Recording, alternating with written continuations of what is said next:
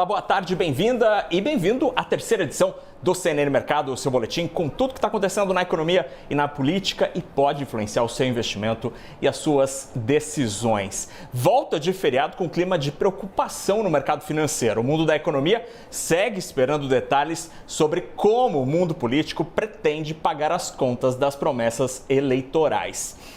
Agora, o mercado financeiro opera com todos os números no vermelho, bolsa em queda e dólar em alta. A PEC da transição, que vai trazer detalhes dessa conta a ser paga em 2023, seria apresentada hoje, mas foi novamente adiada, provavelmente para amanhã. Enquanto isso, as informações de bastidores que circulam em Brasília não são muito positivas, não. Voltam a circular rumores de que a PEC poderia oferecer uma licença para gastar de até 175 bilhões de reais em 2023, bem acima do que é considerado adequado pelos economistas.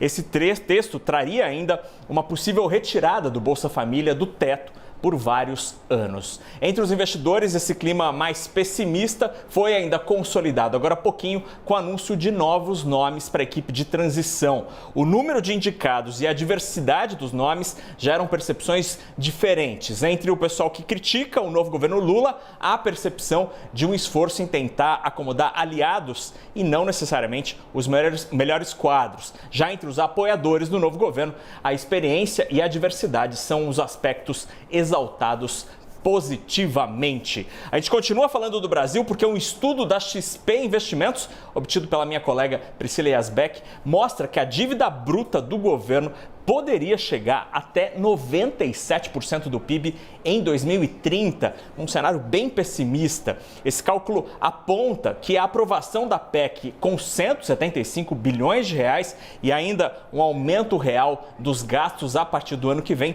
podem mudar completamente a trajetória da dívida bruta.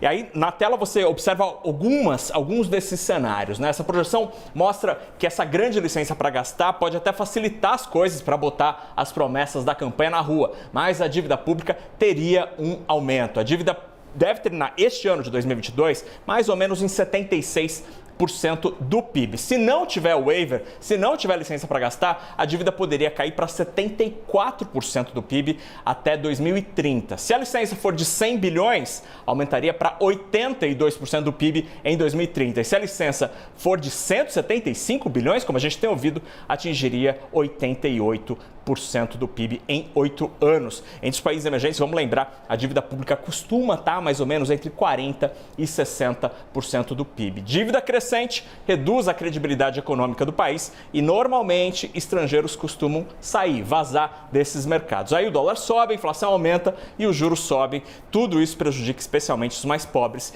que é justamente quem deveria ser protegido. Voltando a falar do mercado, com dúvidas sobre o cenário para as contas públicas, prevalece a expectativa de alta do juro. Isso afeta ações de empresas do setor de varejo, construção e também do setor de saúde. Aí na tela as principais quedas desta tarde na B3.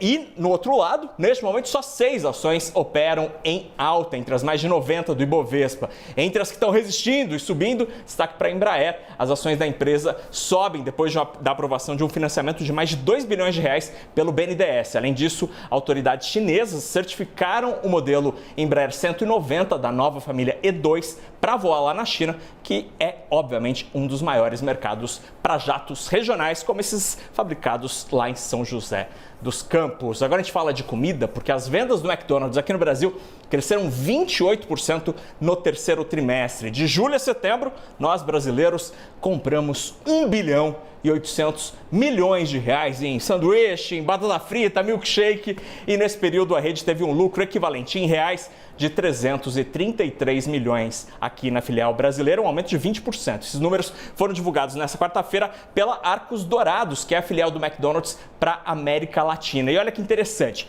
os canais digitais já estão gerando mais da metade das vendas no trimestre aqui no Brasil, 52% para ser mais preciso. Na América Latina, o Ronald McDonald's tem 2.300 restaurantes, sendo 1.077 aqui no Brasil. Em Nova York, as ações da Arco Dourado estão subindo, quase 3%. Já as ações da Zamp, que é o novo nome do Burger King, estão caindo quase 3% aqui em São Paulo. A gente também fala da Apple, porque desde o início da pandemia, a gente falou várias vezes aqui na CNN que muitas empresas, como montadoras e fabricantes de eletrônicos, sofreram muito e ainda sofrem com a falta de peças.